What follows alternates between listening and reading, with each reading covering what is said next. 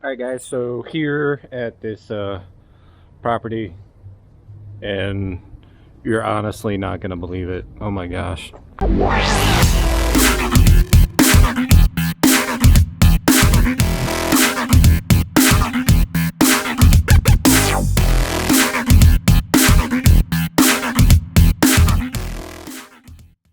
Hey, good morning guys. It is Friday morning and just kind of a real light day today, as you can see, because wearing the glasses. So if you're new to the channel, don't forget to hit that like button. Really helps me out. I really appreciate, everyone who watches these videos and leaves comments. And also, if you're not subscribed, go ahead and subscribe. That really helps me out, helps give me motivation to keep making these videos. I think I'm at 172 subscribers right now, which, might not seem like a lot, but to me that, just seems pretty cool that there's 172 people out there that tend to watch my videos. Only three things really on the docket today. First one is I got a bunch of weed and tree branches and stuff like that that I ended up getting out of my backyard. So gonna go to the dump and dump all that stuff today. Also on the way there, I'm going to take a look at a property. Customer reached out to me yesterday and wanted to know about a price for weekly lawn maintenance. He said the last time it was cut was maybe a month or more ago. So we're gonna go ahead and take a look at it together and, hopefully kind of go over some I don't know, do's and don'ts, or, like how would you, price the property. For me, depending on how long the grass is, when it was last cut, I can charge anywhere from 3 to 5 times the weekly normal price. And that's just because, it's going to be putting more wear and tear than what is normal on all of my equipment, especially the mowers, the trimmer. If the grass is really long and you're having to, trim around the property or even edge, like, you're gonna have to be, putting that throttle on a little bit heavier, even blowing, blowing clumps of grass and stuff like that. You're just going to be using a lot more of your equipment's power than, you would on a lawn that, has been maintained weekly. So we're gonna go ahead and do that together. The other thing that I'm going to do is I need to get some stuff from a guy I used to work for.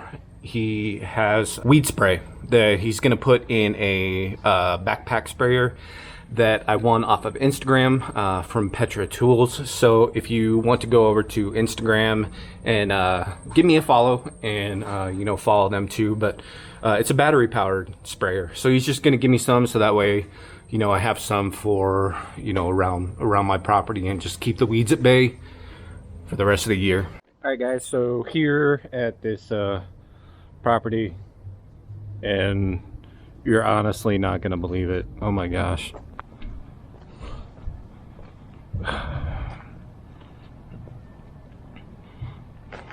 All right, you ready?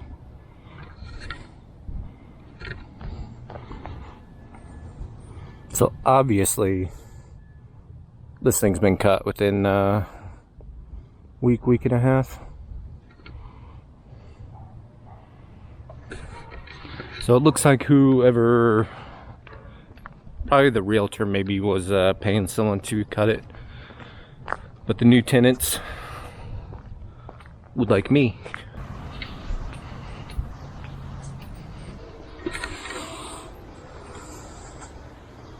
Alright guys, as you can see, this backyard is actually pretty decent sized for houses in this neighborhood. So they have a gate over there, and this is the one that I got into. Definitely wish I could get my 60 back here, but that's not gonna happen. Gonna have to turf this, which obviously gonna take more time. I'm not quite sure exactly what the square footage is with this, but I don't know what you guys would do as far as prices. All right, so as you can see guys, property line's right here.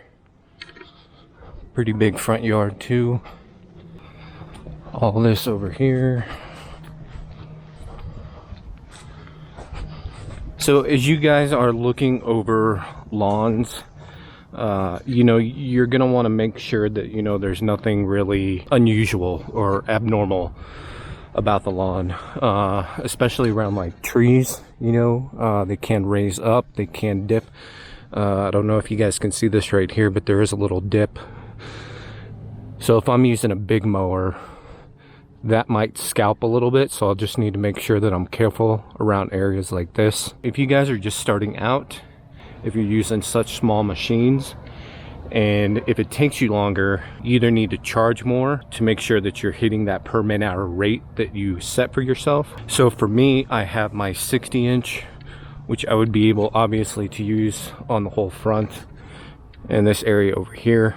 For the backyard, I was hoping that this gate over here kind of opened up on both sides to where I could get my 60 in the back, but I'm not going to be able to. So that obviously means that it's going to take me longer because I'm going to have to use a mower that's twice as small. Let me know what you guys would charge for this. I think this yard's probably going to take me 30 minutes, if not a little bit longer. 35 maybe is what I think. Now for me, I try and hit my per man hour rate for mowing to be $75 or more. Last year I tried to hit it at 60, but this year I was trying to hit 75. For the most part, I'm still on track to, you know, hit that on most of my properties. You know, there are some times where you know, it might take me a little bit longer and I might not hit that 75, but you know, that's why you need to write down your times on each property, so that way you know from week to week, you know, what your per man hour rate is on that lawn. This, I'm thinking I would need to charge probably 43 bucks, especially because it's a corner lot. You know, if you have like this one next door, obviously it's not going to be as big, so there's just that much more that you have to take into consideration when you're out bidding lawns. The reason why I think this is going to take me 35 minutes is because I have yards about this size, maybe a little bit smaller, that take me 28 minutes to do. So this one being a little bit bigger, you know, obviously it's just going to take a little bit more time. The good thing about the backyard is that, you know, it's pretty straightforward, you know, just kind of almost like a big oval, you know, so you just go around, do your perimeter, and then, you know, pick a direction and, you know, you're off to the races. Here, obviously, you know, it's pretty simple to do. Trimming on this one's going to be a piece of cake, to be honest. Edging, you know, once we get these edges cleaned up, it'd be easy to maintain with, you know, a trimmer.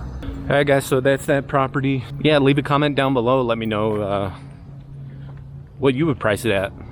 Do you think my price is good? I think I'm probably going to try and go for 30, or not 30, 43 probably, and just kind of see what the customer says. You know, when I start bidding these jobs, I'm obviously trying to, you know, go a little bit on the higher end, just so that, you know, as prices go up, my prices are going to be more easily maintained at that price. So when I pulled up, I was expecting it obviously to be worse than that. When the customer told me that he thinks it's been about a month, I don't know what he was thinking. But obviously I'm glad it is not that bad. So for me, over here in this area on Tuesdays, that's when I would stick it. To be honest, most Monday, Tuesday, and Wednesday are pretty full days for me. You know, I'm finishing anywhere between 4 and 5 those 3 days.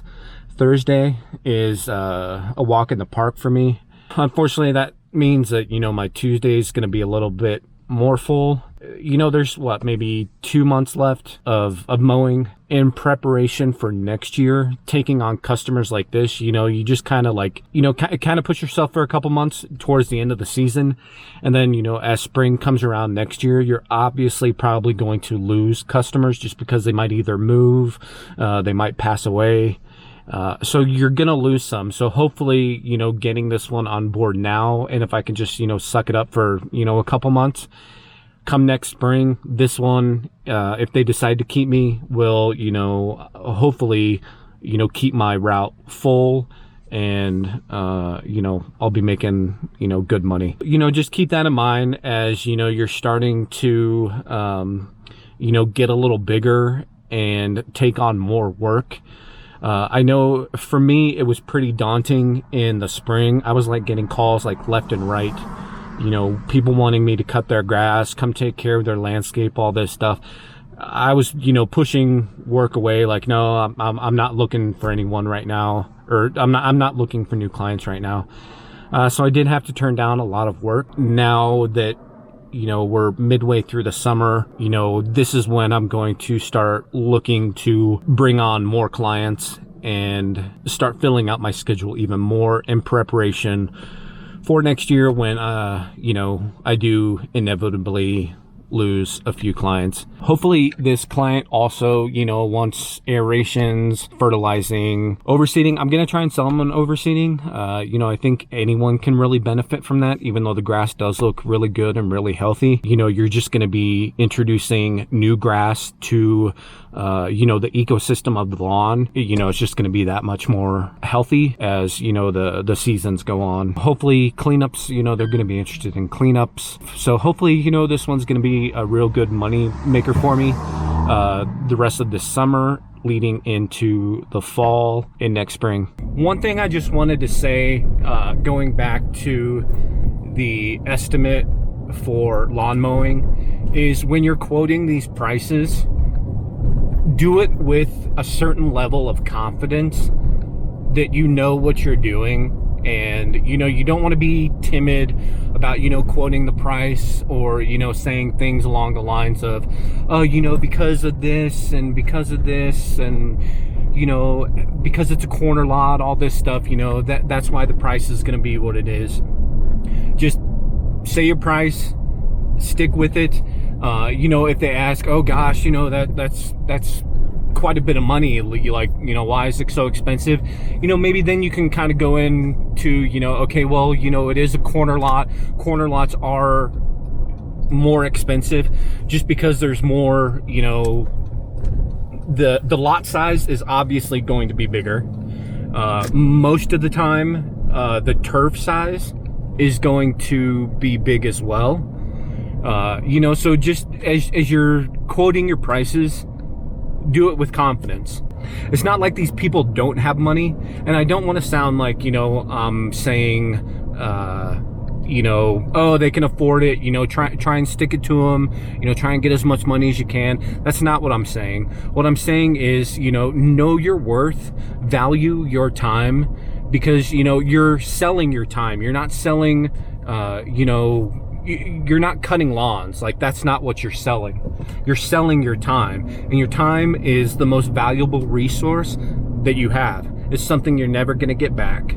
So if I need to value my time enough, that half hour, that 35 minutes that it's going to take me to cut that lawn, I need to value that appropriately. Make sure you subscribe and click the notification bell so you get notified when I do upload new videos. And guys, I hope you have a great weekend, and we'll see you in the next one. Later.